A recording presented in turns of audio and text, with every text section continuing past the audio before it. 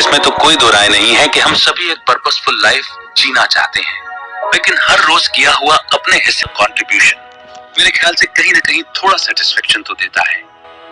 जब से हमने जन्म लिया है तब से कहीं ना कहीं हम बस चीजों को इस्तेमाल ही करते चले जा रहे हैं, चाहे वो प्रकृति के साधन हो, नेचर के एलिमेंट्स, या फिर हमें हमारे अपनों से मिला हुआ सपोर्ट, हमारे बड़ों का, हमारे पूर्वजों का बनाया हुआ स्ट्रक्चर जिसमें हम शामिल हो गए और बस जीना शुरू कर दिया।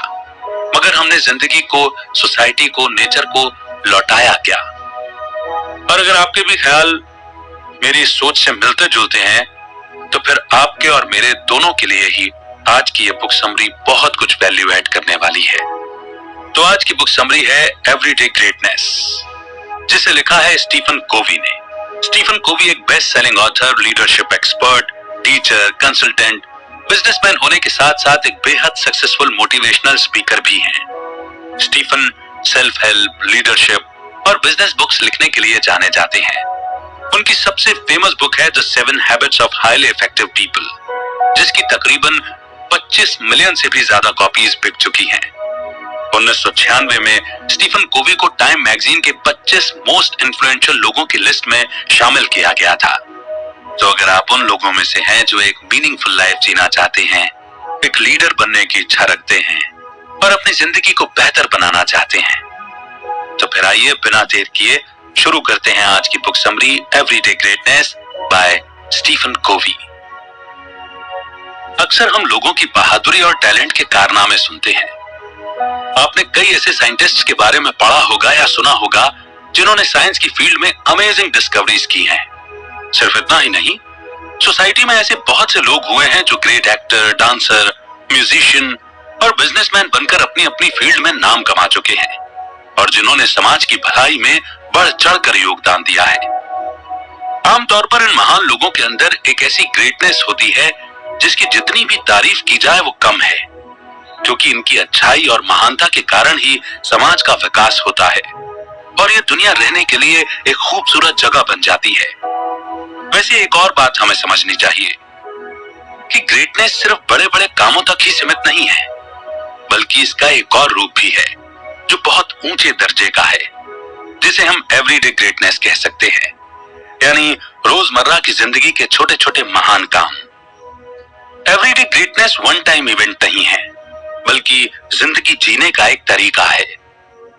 एवरीडे ग्रेटनेस का मतलब ये नहीं है कि हम किस चीज में अच्छे हैं, बेस्ट हैं, बल्कि ये उस गुडनेस यानी अच्छाई के बारे में है जो ग्रेट लोगों में होती है।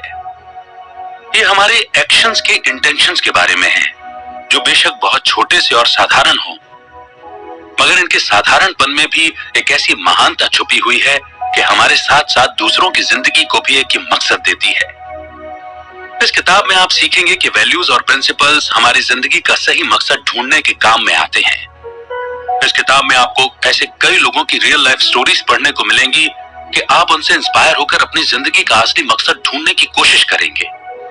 तो क्या आप तैयार हैं एक मीनिंगफुल जर्नी स्टार्ट करने के लिए? अगर हाँ, तो फिर शुरू करते हैं। खुद पर भरोसा रखिए, आप खुद में बेस्ट हैं। आपके अंदर भी वो एबिलिटी है कि दूसरों को इंस्पायर करके उनकी जिंदगी को बेहतर बनाने में मदद कर सके। तो इस जर्नी का यानी कि इस बुक समरी का पहला चैप्टर है कंट्रीब्यूशन, यानी कि योगदान। हम सभी की जिंदगी में कभी न कभी एक ऐसा पॉइंट आता है जब हम अपने होने की वजह ढूंढते हैं, यानी हम इस दुनिया में क्यों आए हैं, हमारे जीवन का लक्ष्य क्या है। इस तरह के सवाल हम सभी के मन में उठते हैं और अक्सर इन सवालों का हमारे पास कोई जवाब नहीं होता, जबकि कई बार हमें एहसास होता है कि हमारी जिंदगी का एक मकसद है, हमारे कुछ गोल्स हैं जो हमें पूरे करने हैं। हमें अपने अंदर से एक आवाज सुनाई देती है जो हमसे कुछ कहना चाहती है। शायद अभी तक हमें ये पता नहीं है कि हम इस दुनिया में क्यों आए हैं, पर अक्सर अंतरात्मा की आवाज हमें इशारा करती है कि हम एक बहुत बड़े प्लान का हिस्सा हैं। हमें इस दुनिया में अपना छोटा सा ही सही मगर कंट्रीब्यूशन करना है, एक ऐसा कंट्रीब्यूशन जो इस दुनिया को एक बेहतर दुनिया बनाने में मदद कर सके। हमारा भी वक्त आएगा जब जिंदगी हमें यह सोचने के लिए मजबूर कर देगी कि हमें इस दुनिया में अपना योगदान देना है या फिर सिर्फ यूं ही बिना किसी मकसद के जिंदगी गुजारनी है। और जब ऐसा वक्त आएगा तब हमें एक्शन लेना ही होगा। हमें यह जानना ही होगा कि हमारी जिंदगी का आखिर पर्पस क्या है। ऐसा क्या है जो हम अचीव करना चाहते हैं। बेशक वो चीज हमारे कंफर्ट जोन से बाहर ही क्यों ना हो या हमारे अंदर ही कहीं छुपी हुई हो, पर चाहे जो भी हो, हमें यह तो समझना ही होगा कि हम कुछ ऐसा बड़ा और ग्रेट काम जरूर कर सकते हैं जो अभी तक हमारी नजरों से छुपा हुआ है। जॉन बेकर अपने हाई स्कूल के टाइम से ही एक एस्पायरिंग रनर रहे थे, पर उन दिनों उन्हें स्पोर्ट्स में क्वालिफाई करने के लिए टू अनकोऑर्डिनेट समझा जाता था। लेकिन जब उनके बेस्ट फ्रेंड ने कोच का ऑफर ठुकरा दिया तो जॉन ने टीम ज्वाइन करने की इच्छा जाहिर की और उन्हें रनर बनने का मौका मिला। फिर जल्दी ही वो इतने फेमस हो गए कि स्पोर्ट्स राइटर्स ने उन्हें दुनिया के कुछ गिने चुने फेमस रनर्स की लिस्ट में शामिल कर दिया। ग्रेजुएशन के बाद बेकर अल्बुकर्क के स्पेन एलिमेंट्री स्कूल में कोच बन गए। इसके साथ ही वो 1972 गेम्स की ट्रेनिंग भी कर रहे थे। बेकर जब 25 साल के थे तो उन्हें कैंसर हो गया था। डॉक्टर ने उन्हें बताया था कि उनके पास सिर्फ 6 महीने का वक्त है। अपने दूसरे ऑपरेशन से पहले एक दिन संडे को बेकर गाड़ी लेकर पहाड़ों में घूमने निकल गए। वहां उन्हें सुसाइड करने का ख्याल आया क्योंकि वो अपनी फैमिली को अपने लिए दुखी और परेशान होते हुए नहीं देख सकते थे। उन्होंने आंखें बंद कर ली। अचानक उनकी आंखों के सामने उन बच्चों के चेहरे घूमने लगे जिन्हें वो ट्रेनिंग देते थे। यही वो मोमेंट था जब उन्होंने आत्महत्या का ख्याल दिमाग से झटकते हुए ये फैसला किया कि वो अपनी बची खुची जिंदगी अपने स्टूडेंट्स के साथ बिताएंगे। असहनीय दर्द के बावजूद भी बेकर बच्चों को ट्रेनिंग देते रहे। 1970 में बेकर को छोटी लड़कियों को सिखाने को कहा गया, जिन्हें ड्यूक सिटी डैशर्स कहा जाता था। ट्रेनिंग के साथ साथ बेकर उन्हें यह भी सिखाया करते थे कि हमेशा अपनी बेस्ट परफॉर्मेंस दो, और उन्होंने प्रेडिक्ट कर दिया था कि लड़कियां फाइनल्स तक जाएंगी, और बेकर की बात सच साबित हुई। उस वक्त बेकर ऊपर वाले से सिर्फ यही मांगते थे कि वो किसी तरह फाइनल्स तक जिंदा रह जाएं। लेकिन कुछ दिनों बाद उन्हें हॉस्पिटल में एडमिट करना पड़ गया। उनकी हालत ऐसी नहीं थी कि वो स्कूल जा पाते, पर वो हर रोज डैशर्स को कॉल करके उन्हें ये याद दिलाना नहीं भूलते थे कि तुम्हें अपनी बेस्ट परफॉर्मेंस देनी है। 23 नवंबर की सुबह बेकर की जिंदगी की आखिरी सुबह थी। उनकी मौत के 2 दिन बाद ही फाइनल था। डैशर्स ने चैंपियनशिप जीत ली थी। उन्होंने अपनी जीत का सारा क्रेडिट बेकर को दिया। इसके कुछ दिनों बाद ही बेकर के सम्मान में स्पेन का नाम बदलकर जॉन बेकर एलिमेंट्री रख दिया गया। अपनी जिंदगी के सबसे मुश्किल वक्त में भी बेकर ने टीम के लिए जो कंट्रीब्यूशन दिया था वो कभी भुलाया नहीं जा सकता था। वो अपने पीछे एक ऐसी लेगेसी छोड़ गए जो लोगों को हमेशा उनकी ग्रेटनेस की याद दिलाती रहेगी। जॉन बेकर की स्टोरी दिखाती है कि हमारी परेशानियों पर भले ही हमारा कंट्रोल ना हो, पर फिर भी हम अपना रिस्पॉन्स चूज कर सकते हैं। ये हमें तय करना है कि उस परेशानी से हमें कैसे निपटना है। जॉन बेकर ने कैंसर की बीमारी खुद नहीं चुनी थी, पर कैंसर होने के बावजूद टीम को अपना कंट्रीब्यूशन देने का फैसला उसके हाथों में था, और उसने वही किया जो उसका फर्ज था। अपनी अंतिम सांस तक उसने अपना पर्पस पूरा किया। बेकर ने अपनी जिम्मेदारी पूरी की और हमेशा अपने स्टूडेंट्स की लाइफ को इंस्पायर किया। सबसे बढ़कर तो उसे खुशी तब हुई होगी जब उसे एहसास हुआ होगा कि उसकी जिंदगी का एक मकसद था जो उसने मरते दम तक पूरा किया। कंट्रीब्यूशन की इंपॉर्टेंस को रियलाइज करने के बाद हम बढ़ते हैं नेक्स्ट चैप्टर की ओर, जो कि है चैरिटी, यानी कि दान। हर इंसान की जिंदगी के जीने का तरीका अलग है।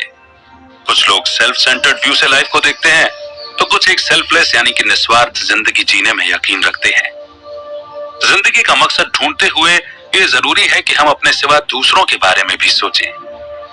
अक्सर ऐसा होता है कि दूसरों की मदद करके उनके काम आकर ही हमें जिंदगी का असली मकसद मिलता है। चैरिटी यानी कि दान, किसी के काम आना। जब हम पूरे दिलो दिमाग से और अपने टैलेंट से लोगों की भलाई के बारे में सोचते हैं। चैरिटी का दूसरा नाम है सेल्फलेस होना। एक बड़े दिल वाला वही होता है जो निस्वार्थ दूसरों की भलाई करता है। साइमन अलेक्जेंडर हेले 1892 यानी कि 1892 में पैदा हुए थे। उनकी परवरिश सेवन्ना, टेनेसी के छोटे से फार्मिंग एरिया में हुई थी। वो अपने परिवार में 8वें नंबर के बच्चे थे। उन दिनों ये रिवाज था कि अगर कोई लड़का खेतों में काम करने की उम्र तक स्कूल की पढ़ाई करता रहे तो उसे वेस्टेड यानी कि बेकार मान लिया जाता था। लेकिन साइमन की मां अपने बेटे को खूब पढ़ाना चाहती थी। साइमन जब 6th ग्रेड में पहुंचे तो उनकी मां ने साइमन के पिता से कहा कि वो साइमन को आगे की पढ़ाई के लिए फिर से स्कूल भेजना शुरू करें। इस तरह साइमन ने 8वीं क्लास पास की, लेकिन उनकी मां उन्हें और आगे पढ़ाना चाहती थी। इसीलिए उन्होंने किसी तरह अपने पति को मनाया कि वो साइमन को हाई स्कूल पास करने की परमिशन दे दे। मजबूरन साइमन के पिता ने अपने खून पसीने से कमाए $50 खर्च करके साइमन को लेन कॉलेज में पढ़ने भेज दिया। जल्दी ही सारा पैसा खत्म हो गया। साइमन की पढ़ाई जारी रखने के लिए पिता ने कभी मजदूरी की तो कभी वेटर बने और कभी हैंडीमैन। सर्दियों में उनके पिता अमीरों के घर में आग जलाने का काम किया करते थे। इस तरह छोटे मोटे काम करते हुए उनके पिता ने उन्हें किसी तरह सीनियर हाई स्कूल तक की पढ़ाई करवाई। इसके बाद साइमन कॉलेज गए, जहां उन्हें शुरुआत के 2 सालों तक काफी स्ट्रगल करना पड़ा। जब उनका 2nd ईयर खत्म होने वाला था तो वो एक कोर्स में फेल हो गए, क्योंकि उनके पास टेक्स्ट बुक खरीदने के पैसे नहीं थे। साइमन काफी निराश हुए। उन्होंने पढ़ाई लिखाई छोड़कर वापस खेतों में जाकर काम करने का मन बना लिया। लेकिन कुछ दिनों बाद उन्हें समर टाइम में स्लीपिंग कार पोर्टर का काम करने का ऑफर मिला, तो साइमन ने तुरंत हाँ कर दी। कॉलेज के ब्लैक स्टूडेंट्स में से उन्हें चुना गया था। एक बार वो एक ट्रेन पर काम कर रहे थे। ट्रेन में सफर कर रहे एक आदमी ने उनसे कहा कि वो उसके लिए और उसकी पत्नी के लिए पीने के लिए दूध लाएं। साइमन ने जब उन्हें दूध के गिलास पकड़ाए तो उस आदमी ने उनसे बातचीत शुरू कर दी।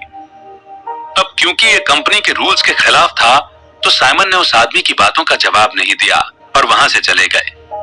लेकिन वो आदमी साइमन से बात करना चाहता था, इसीलिए वो उनके पीछे पीछे पोर्टर्स के क्यूबिकल तक पहुंच गया और साइमन से उनकी पर्सनल लाइफ के बारे में पूछने लगा। ट्रेन तब तक एक स्टेशन पर रुक चुकी थी। जाते जाते उस आदमी ने साइमन को टिप दी और उसके ब्राइट फ्यूचर की कामना की।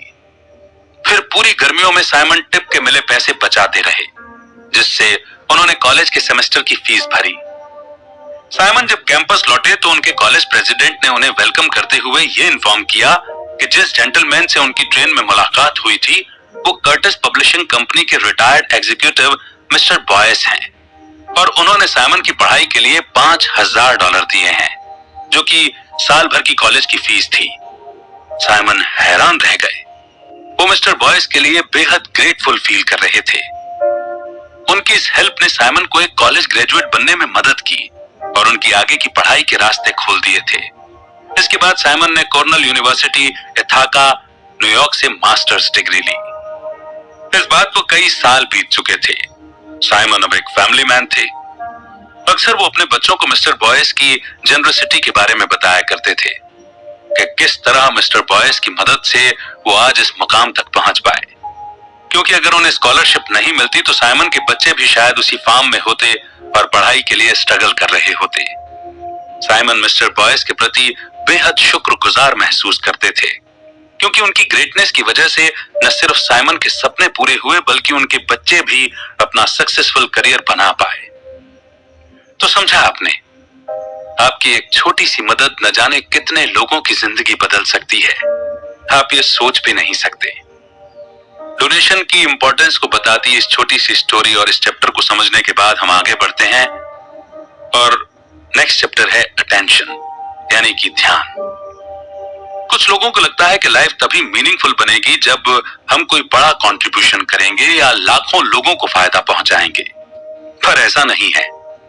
अगर हम अपने बिजी शेड्यूल से थोड़ा सा टाइम निकालकर किसी एक जरूरतमंद के भी काम आ सकें तो इतना भी बहुत है। कंट्रीब्यूशन हमेशा बड़े लेवल का हो ये जरूरी नहीं है। आपकी एक छोटी सी मदद भी किसी के बड़े काम आ सकती है। टाइलर करी एलिमेंट्री स्कूल के टीचर हैं। क्लास के पहले दिन उन्होंने देखा कि उनका एक स्टूडेंट रोमेल, जो कि 4th क्लास का स्टूडेंट था, उसे ठीक से पढ़ना नहीं आ रहा था। एक बार मिस्टर करी ने स्टूडेंट्स को अपने ड्रीम के बारे में लिखने का टॉपिक दिया। सबने कुछ न कुछ लिखा था सिवाय रोमेल के, जिसने बिना कुछ लिखे ही पेपर सबमिट कर दिया था। मिस्टर करी ने तुरंत रोमेल को बुलाकर उससे बात की तो उन्हें पता चला कि रोमेल एक स्पेशल स्टूडेंट है और उसे कुछ गिने चुने वर्ड्स ही पढ़ने आते हैं जो उसकी मां ने उसे सिखाए थे। उसने ये भी कहा कि उसे स्पोर्ट्स और म्यूजिक कुछ खास पसंद नहीं है, पर हाँ, उसे आर्ट बहुत पसंद है। अपनी उम्र के बाकी बच्चों की तरह रोमेल पढ़ लिख नहीं पाता था। मिस्टर मिस्टर करी उसके लिए कुछ करना चाहते थे ताकि रोमेल नॉर्मल बच्चों की तरह पढ़ना लिखना सीख सके। अपने 2 साल के टीचिंग जॉब में उन्हें पहले कभी किसी स्पेशल चाइल्ड को पढ़ाने का मौका नहीं मिला था जो एक शब्द तक नहीं पढ़ सकता था। मिस्टर करी के लिए रोमेल का केस किसी चुनौती से कम नहीं था। यहाँ तक कि रोमेल के स्पेशल एजुकेशन टीचर ने भी उन्हें यही कहा कि रोमेल का नॉर्मल बच्चों की तरह पढ़ना लिखना इम्पॉसिबल है। लेकिन बाकियों से अलग मिस्टर करी ने डिसाइड कर लिया था कि वो हर हाल में रोमेल को पढ़ना लिखना सिखाएंगे।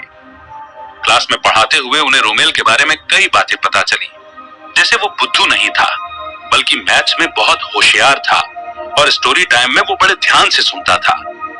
क्रिसमस की छुट्टियों के बाद मिस्टर करी ने रोमेल को सिखाने के लिए एक प्लान बनाया। ये प्लान था पिचिंग वर्ड्स, जहां वो रोज 10 मिनट तक रोमेल के साथ एक स्टोरी पढ़ते थे। मिस्टर करी स्टोरी पढ़ते थे और रोमेल को वो वर्ड्स पहचानने होते थे जो मिस्टर करी स्टोरी में पहले से सिलेक्ट करके रखते थे। जब भी रोमेल किसी वर्ड पर अटक जाता तो मिस्टर करी उसे बाजू में पिंच करते। स्टोरी रीड करते हुए कई हफ्ते गुजर गए, पर अभी तक रोमेल में कोई इंप्रूवमेंट नजर नहीं आ रहा था, बल्कि उल्टा एक बच्चे के साथ हाथापाई करने के कारण उसे कुछ दिनों के लिए स्कूल से सस्पेंड कर दिया गया था। ये पहली बार नहीं था जब वो सस्पेंड हुआ था। खैर, एक हफ्ते बाद जब वो वापस स्कूल गया तो रोमेल की मां ने उसे रिक्वेस्ट करते हुए समझाया कि वो स्कूल में मिस्टर करी की बात सुने और पढ़ने में मन लगाए।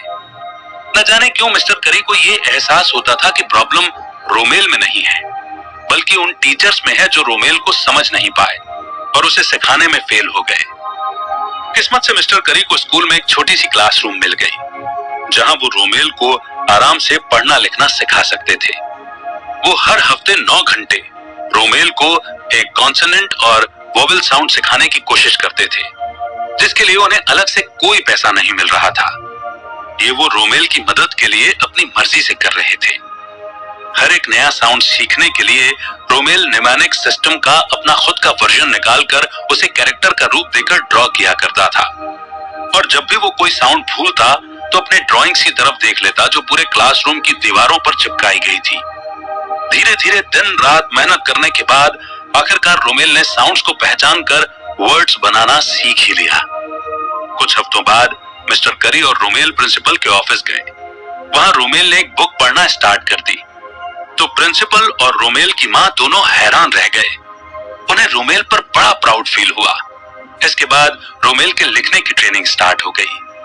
रोमेल के टीचर्स ये बात मानकर चल रहे थे कि वो कभी पढ़ना नहीं सीख पाएगा, पर मिस्टर करी के आने के बाद जैसे रोमेल की लाइफ ही बदल गई। उन्होंने उसे पढ़ाने की जिम्मेदारी उठाई और वो भी बिना किसी लालच के। मिस्टर करी नहीं होते तो शायद रोमेल के अंदर छुपी पोटेंशियल कभी बाहर नहीं निकल पाती और वो शायद कभी पढ़ना लिखना नहीं सीख पाता। अपनी जिंदगी का मकसद या मीनिंग ढूंढने में उस छोटी से छोटी अटेंशन को भी अंडर एस्टिमेट मत कीजिए जो किसी की पूरी जिंदगी बदल सकती है। हो सकता है कि थोड़ा सा वक्त और अटेंशन देकर आप उन्हें अपना टैलेंट या पोटेंशियल ढूंढने में हेल्प कर सकें। तो अटेंशन शब्द की वैल्यू और अटेंशन शब्द का मिरेकल और अटेंशन शब्द के साथ दिए हुए कंट्रीब्यूशन की इंपॉर्टेंस को समझने के बाद अब हम आगे बढ़ते हैं नेक्स्ट चैप्टर की ओर, जो कि है जिम्मेदारी यानी कि रिस्पॉन्सिबिलिटी। अपने होने का मतलब ढूंढना हमें मोटिवेट करता है कि हम लाइफ में अपने कंट्रीब्यूशन के लिए एक प्लान क्रिएट करें। हालांकि सिर्फ बातों से कुछ नहीं होगा जब तक कि हम रियल एक्शन नहीं ले लेंगे। इसीलिए हमें अपनी लाइफ का चार्ज अपने हाथों में लेना होगा और अपनी जिम्मेदारियों को स्वीकार भी करना होगा, तभी हमारे सपने सच हो पाएंगे। जब जिंदगी हमारे मुताबिक नहीं चलती तो हम दूसरों को ब्लेम करने लगते हैं या बहाने बनाने लगते हैं, लेकिन लाइफ में अगर प्रोग्रेस चाहिए तो अपने कामों की जिम्मेदारी भी खुद लेनी होगी। हम जो भी करें अपने दम पर करें, तभी हम अपनी समझ से हर सिचुएशन में अपना बेस्ट रिस्पॉन्स दे पाएंगे। चक नॉरिस 16 साल की उम्र में लॉस एंजल्स के एक मार्केट में ग्रोसरी पैकिंग का काम करने लगे थे। उन दिनों ग्रोसरी स्टोर्स भारी सामान पैक करने के लिए बॉक्सेस का इस्तेमाल किया करते थे। चक नॉरिस को लगता था कि सब कुछ अच्छा खासा चल रहा है, उन्हें अपनी जॉब से कोई शिकायत नहीं थी, वो जो कर रहे थे उसी में खुश थे। फिर एक दिन ड्यूटी खत्म होने का टाइम आया तो मैनेजर ने उनसे कहा कि कल से काम पर आने की जरूरत नहीं है क्योंकि वो बहुत स्लो पैकिंग करते हैं। मैनेजर की बात सुनकर चक उदास हो गए। तब वो एक 16 साल के शर्मीले लड़के थे जिसे ढंग से बात करना तक नहीं आता था। पर हैरानी की बात थी कि चक ने मैनेजर से कहा कि वो उन्हें एक मौका और दे, इस बार वो पहले से अच्छा काम करके दिखाएंगे। मैनेजर मान गया। उसने नॉरिस को एक चांस दे दिया। इस बार नॉरिस ने न केवल फटाफट सारी पैकिंग की बल्कि उन्होंने ओवर टाइम भी किया। उस दिन चक नॉरिस ने जब अपनी बात कही तो वो एक ऐसा मोमेंट था जिसे वो कभी नहीं भूल सकते। उन्हें एहसास हुआ कि अगर हम सिर्फ इंतजार करते रहेंगे और हाथ पर हाथ रखकर बैठ जाएंगे तो कुछ नहीं होने वाला। लाइफ में पहला या दूसरा मौका तभी मिलेगा जब हम एक्शन लेंगे। चक ने भी लिया। बेशक वो शर्मीले थे पर उन्होंने अपनी बात को कहने की हिम्मत दिखाई। तब चक नॉरिस एक नेचुरल स्पोर्ट्समैन भी नहीं थे, लेकिन क्योंकि उन्होंने जी जान लगाकर कराटे सीखे थे तो वो पूरे 6 सालों तक वर्ल्ड मिडिलवेट चैंपियन रहे।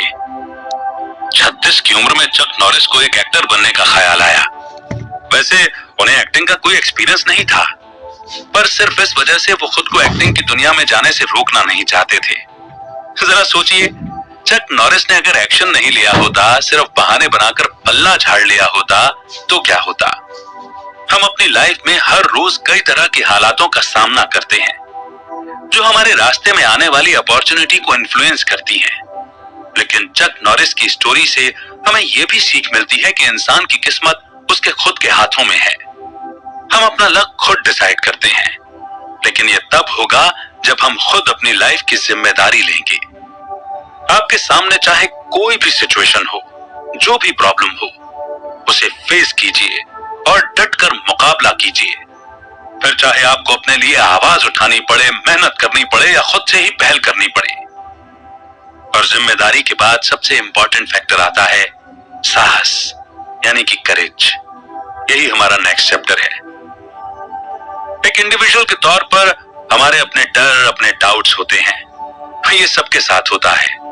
डर और डाउट्स को हम अपनी लाइफ से पूरी तरह हटा तो नहीं सकते, पर हाँ, उन्हें कुछ हद तक कम जरूर कर सकते हैं ताकि वो हमारे सपनों और गोल्स के आड़े ना आए।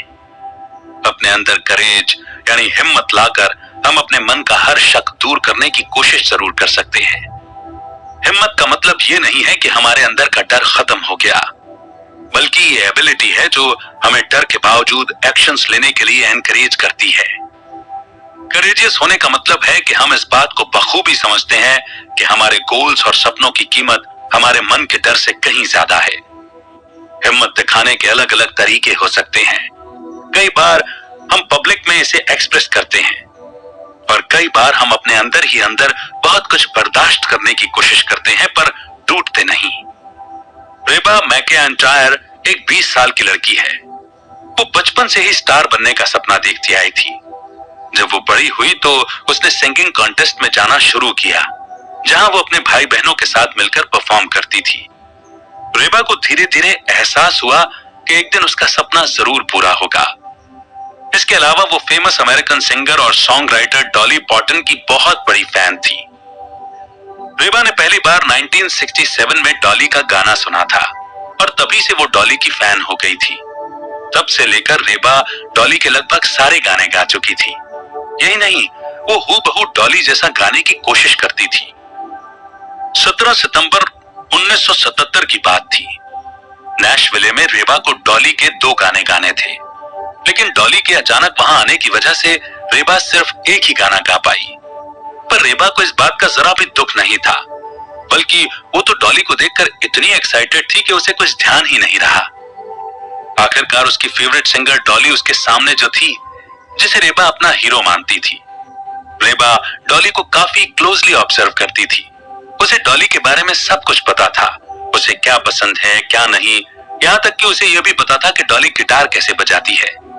यानी एक लंबे समय तक रेबा डॉली की डुप्लीकेट लाइफ जीने की कोशिश करती रही। पर फिर जल्द ही आखिरकार रेबा को यह एहसास हो ही गया कि वो दूसरी डॉली बनके अपनी जिंदगी नहीं गुजार सकती। अगर उसे अपनी लाइफ में कुछ अचीव करना है तो उसे अपनी खुद की पहचान बनानी होगी। किसी और की नकली पहचान के बूते पर वो अपने सपने कभी पूरे नहीं कर पाएगी। रेबा को याद आया कि स्कूल के दिनों में उसे डॉली की नकल करते देख रेबा की मां कहा करती थी कि डॉली पार्टन सिर्फ एक है, तुम उसके जैसी नहीं बन सकती। इसलिए खुद का स्टाइल बनाओ और खुद की आवाज में गाओ। और रेबा समझ गई कि उसकी मां ठीक कहती है। उसे अपना खुद का एक स्टाइल बनाना पड़ेगा और अपनी असली आवाज दुनिया तक पहुंचानी होगी। हालांकि रेबा के लिए बहुत मुश्किल था, लेकिन फिर उसने बड़ी हिम्मत के साथ धीरे धीरे डॉली की इमेज से बाहर आने की कोशिश की। लाख चाहने के बावजूद वो डॉली के इन्फ्लुएंस से बाहर नहीं आ पा रही थी, खासकर डॉली की ड्रेसिंग स्टाइल से। यहां तक कि डॉली के डिजाइनर को बोलकर अपने लिए भी वही सेम ड्रेस बनवाती थी जो डॉली पहनती थी, लेकिन इससे भी कुछ काम नहीं बना। रेबा को कहीं ना कहीं यह मालूम था कि वो डॉली नहीं है और ना ही बन सकती है। डॉली की पर्सनैलिटी उस पर इस कदर हावी थी कि वो खुद की पहचान भूल गई। कई सालों तक कोशिश करने के बाद रेबा को फाइनली अपना स्टाइल मिल गया। अब कोई उसे आकर ये नहीं बोलता था कि उसे क्या और कैसा पहनना चाहिए। वो जब अपने स्टाइल में तैयार होकर लोगों से कॉन्फिडेंटली मिलती थी तो उसे पता चल जाता कि वो जैसी है वैसे ही परफेक्ट है। उसे किसी और के जैसा बनने की जरूरत नहीं है। अब रेबा का अपना एक स्टाइल बन गया था, जिसे उसने एक सक्सेसफुल बिजनेस में बदल दिया। उसका अपना क्लोथिंग लाइन। अपनी मेहनत और हिम्मत के दम पर रेबा ने न सिर्फ अपनी अलग पहचान बनाई, बल्कि एक सक्सेसफुल बिजनेस भी खड़ा किया। इस स्टोरी में यह आसानी से देखा जा सकता है कि रेबा पहले अपने कंफर्ट जोन से बाहर आने से डरती थी। उसे डॉली की नकल करने की इतनी आदत पड़ चुकी थी कि वो खुद का स्टाइल बनाने से डर रही थी। उसे लगा कि उसे कोई पसंद नहीं करेगा और वो कभी सक्सेसफुल नहीं बन पाएगी। पर जब उसने हिम्मत दिखाई तो उसका हर डाउट जाता रहा। रेबा ने फाइनली खुद की असलियत को पहचान कर उसे सराहा और एक नई जिंदगी की शुरुआत की। जो कभी किसी और के शैडो में अपनी पहचान खो चुकी थी, वही रेबा आज अपनी असल पहचान के साथ एक कंफर्टेबल और सक्सेसफुल लाइफ जी रही है। इसी के साथ बढ़ते हैं एक और बहुत ही इंपॉर्टेंट चैप्टर पर, जो कि है डिसिप्लिन। अपनी लाइफ का चार्ज अपने हाथों में लेने के लिए हमें बहुत डिसिप्लिन से रहने की जरूरत पड़ती है, और इसके लिए हमें यह मालूम होना चाहिए कि हमारी लाइफ की प्रायोरिटीज क्या हैं। सबसे बढ़कर हमारे अंदर वो रेजिस्टेंस होना चाहिए कि हम अपने रास्ते की हर टेम्पटेशन को अवॉइड कर सकें। ये टेम्पटेशंस अक्सर वो चीजें होती हैं जिन्हें हम लाइफ में ज्यादा वैल्यू नहीं देना चाहते, पर ये इतनी टेम्पटिंग होती हैं कि हम कंट्रोल नहीं कर पाते। 1972 में जो पैटर्नो पेनिसिल्वेनिया स्टेट यूनिवर्सिटी के हेड फुटबॉल कोच हुआ करते थे, इस पोजीशन में पूरे 7 साल रहते हुए उन्हें हमेशा यही लगा कि वो अपनी लाइफ से संतुष्ट हैं। फिर एक दिन उन्हें बिल सल्वन का फोन आया, जो कि एक रिटायर्ड प्रेसिडेंट और न्यू इंग्लैंड पैट्रियट्स के प्रिंसिपल ओनर थे। सल्वन ने उन्हें अपनी टीम में कोच की जॉब ऑफर कर दी। पहले तो पैटर्नो ने सल्वन को बताया कि उन्हें ऑफर तो अच्छा लग रहा है, पर वो अपने स्कूल की फुटबॉल टीम नहीं छोड़ना चाहते। लेकिन जब सल्वन ने उन्हें 1.3 मिलियन का ऑफर दिया और साथ में यह भी कहा कि उन्हें फ्रेंचाइजी में पार्टनरशिप भी मिलेगी और साथ ही $1 मिलियन अलग से ऑफर साइन करने के लिए, तो पैटर्नो के मना करने का तो सवाल ही नहीं उठता था। ये उनके लिए एक बेहद ही टेम्पटिंग ऑफर था, जिसे रिजेक्ट करना बेवकूफी होती। उन्होंने जब अपनी वाइफ को ये बात बताई तो उसने पैटर्नो से सिर्फ यही कहा कि जो भी उनका फैसला होगा वो पूरे दिल से उन्हें सपोर्ट करेंगी। उस दिन रात के 2 बजे अचानक जब पैटर्नो की नींद खुली तो उन्होंने देखा कि उनकी वाइफ रॉकिंग चेयर पर बैठी है और रो रही है। उन्हें अचानक एहसास हुआ कि वो अपने पीछे क्या कुछ छोड़े जा रहे हैं। उन्हें अपना पुराना स्कूल याद आया, जहां वो पहली बार अपनी वाइफ से मिले थे। उनका वो घर जहां उनके बच्चे पैदा हुए थे, पले बढ़े थे। उन्हें उनके स्टूडेंट्स, उनकी टीम को रिप्रेजेंट करने वाला वो मैस्कॉट और उनके अपने प्यारे फुटबॉल प्लेयर्स सभी याद आने लगे। उस एक पल में पैटर्नो को ये एहसास हुआ कि वो अपना परिवार, अपनी टीम और अपनी पूरी जिंदगी भर की पहचान को यूं अचानक छोड़कर नहीं जा सकते। बेशक चाहे इसके बदले उन्हें ढेर सारा पैसा ही क्यों ना मिले, बेशक उन्हें कोचिंग करना और गेम्स जीतना पसंद था, पर ये उस प्यार के सामने कुछ भी नहीं था जो उन्हें अपनी फुटबॉल टीम से था। अपनी टीम के साथ रहते हुए वो अपने प्लेयर्स को डिसिप्लिन होते हुए, एजुकेटेड होते हुए और इंडिविजुअल तौर पर ग्रो करते हुए देख सकते हैं। अपने दिल की गहराइयों में पैटर्नो इस बात से बखूबी वाकिफ थे कि उनकी लाइफ के प्रिंसिपल्स और गोल इतने ऊंचे हैं कि उसके सामने बड़ी से बड़ी रकम भी कुछ नहीं है। आपकी लाइफ का चाहे कोई भी ड्रीम या पर्पस हो, अगर उसे अचीव करना है तो लाइफ में एक डिसिप्लिन लाना ही पड़ेगा। जब भी कोई फैसला लेना हो, अपनी प्रायोरिटीज और स्ट्रॉन्ग सेंस ऑफ वैल्यूज को हमेशा ध्यान में रखें। इससे होगा ये कि हम किसी भी टेम्पटेशन के जाल में नहीं फंसेंगे और ना ही बेकार की चीजें हमें डिस्ट्रैक्ट कर पाएंगी। क्योंकि अगर लाइफ में डिसिप्लिन नहीं होगा तो इंसान कभी अपने सपनों की मंजिल तक नहीं पहुंच पाएगा। कोई ना कोई चीज हमेशा उसे अपने लक्ष्य से भटकाती रहेगी। और इस तरह लाइफ की बहुत इंपॉर्टेंट वैल्यूज और हर रोज छोटे छोटे प्रिंसिपल्स को अपनी जिंदगी में अपनाकर, छोटी छोटी ग्रेटनेस को अपनी जिंदगी में लाकर बड़ी ग्रेटनेस तक पहुंचने का रास्ता दिखाती हुई ये बुक समरी यहीं पर द एंड होती है।